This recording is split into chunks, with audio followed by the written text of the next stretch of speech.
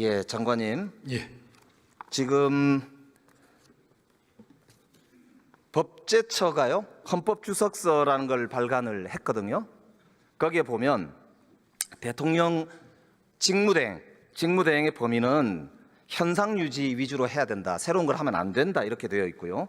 서울대 총장이자 한국법학교수회 회장인 성낙인 교수 헌법학 책에도 권한대행의 범위 밖에 있는 게 헌법재판소장, 헌법재판관, 대법원장, 대법관 등의 임명이라고 명시되어 있습니다. 이 견해에 대해서 어떻게 생각하십니까? 우리 헌법에는 대통령 권한대행의 권한 범위에 대해서 특별한 규정이 없고 학계나 실무에서는 다양한 견해가 있는 것으로 알고 있습니다. 장관님 견해는 어떠십니까? 저는 여러 견해 중에 여러 가지 상황을 나누어서 설명하는 경우도 있습니다만 권리와 사고는 다르다고 생각을 하고, 그다음에 이 헌법재판소 구성을 입법, 사법, 행정으로 나누어서 임명하도록 되어 있는데 지금 문제되는 부분은 행정부 몫으로 되어 있는 부분이라서 총리께서 필요성이 있다면 임명할 수 있다고 생각을 하고, 그렇게 총리께서 판단하고 결정한 것으로 알고 있습니다. 자, 한덕수 대행이 12월 26일인가요? 담화문 발표한 내용 아시죠? 거기 보면 헌법기관 임명을 포함한 대통령의 중대한 고유권한 행사는 자제하라는 것이 우리 헌법과 법률에 담긴 일관된 정신입니다 라고 한덕수 대행이 본인 입으로 직접 발표한 발표문이에요. 이때와 지금은 대통령께서 권한 정지 상태인 경우하고 완전히 거리된 상태하고 상황이 좀 다른 거 아닌가 생각을 합니다. 지금 법꾸라지의 면모를 지금 정확하게 보여주시는 거거든요. 표현이 좀 과하십니다.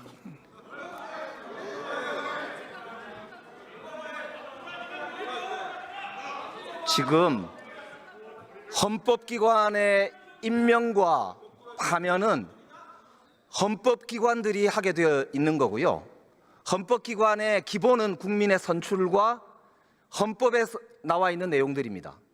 그런데 지금 말씀하신 대로 이거를 자의적으로 이렇게 저렇게 하면서 권력을 자의적 행사하는 거, 그게 지금 이번 내란 사태를 부르는 핵심적 원인이란 말입니다. 저는 이 부분에 대해서는 공화정의 가장 기본 정신인 삼권 분립의 원칙도 많이 고려해야 된다고 생각을 합니다.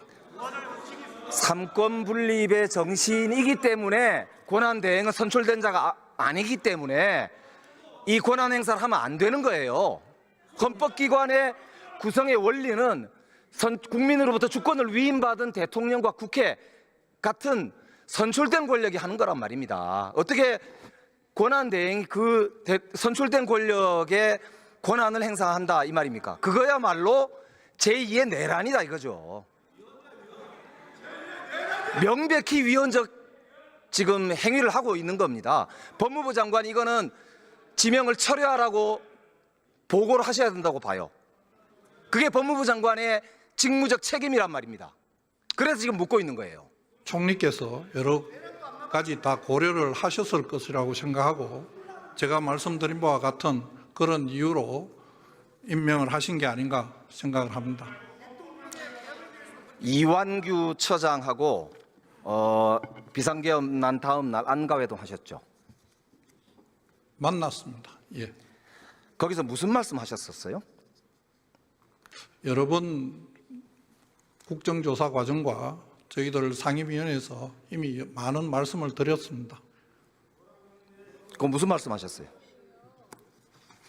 저희들 그때 다 말씀드린 내용이 그날 아침에 저희들 행안부 그다음에 비서실 다 사의를 표했었고, 그런 과정에 식사라도 한번 하자 하는 연락이 와서 식사를 하게 되었고, 그 과정에 여러 가지 이야기가 있었지만은 제2계엄 이런 내용은 전혀 없었습니다.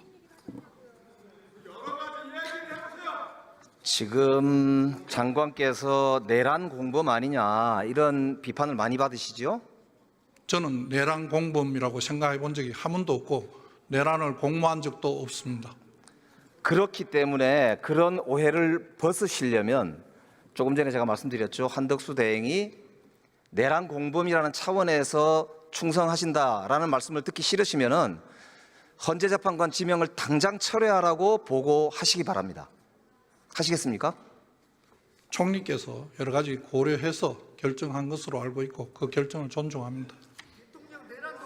그 부분이 특히 지금 헌재에 가처분 사건으로 계류 중에 있으니까 제가 옳고 그름을 다 말씀드리기에는 적절하지 않습니다. 자, 오늘 보도를 보니까요. 윤석열, 김건희 부부가 대통령 관저로 갈 때 500만 원 정도의 캣타워, 2천만 원 정도의 흰옥기 욕조가 설치됐었다. 그런데 이사 과정에서 이게 운반이 됐다라고 하는 정황이 나왔거든요. 이게 횡령 아닌가요? 저는 그 내용을 자세히 알지 못합니다.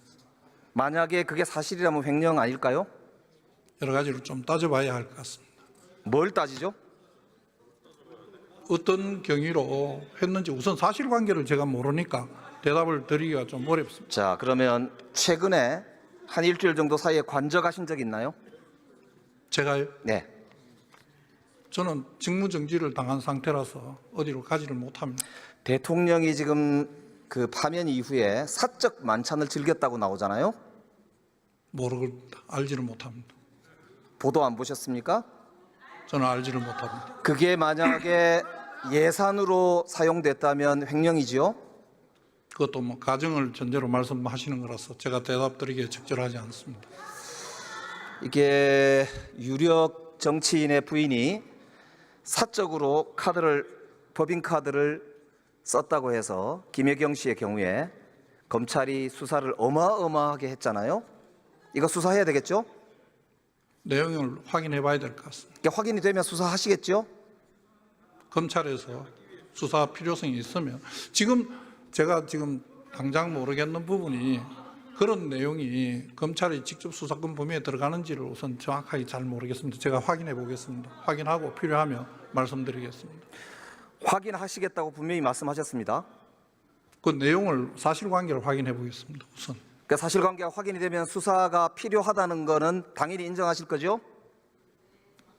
수사의 필요성은 사실관계가 우선 뭔지 의원님께서 말씀하신 내용은 지금 언론에 나온 걸 말씀하시는 거 아니겠습니까? 저는 언론 그 보도를 보지를 못했습니다. 그래서 우선 그 내용부터 확인해 보겠습니다. 우리 법무부 장관은 수사 지휘권이 있지 않습니까? 수사 지휘권은 구체적인 사건에 대해서 있습니다. 예. 그래서 예. 내란 우두머리 혐의로 지금 정말 우리 대한민국 역사를 정말 어떻게 표현해야 될까요? 박살을 낸 내란 우두머리 혐의를 받고 있는 분입니다. 이런 분이 이런 횡령을 하는데 법무부 장관이 그렇게 소극적으로 답변하셔야 되겠습니까? 사실 확인해 보겠습니다. 이거 사실 확인되면 바로 수사하시기 바랍니다. 확인하겠습니다.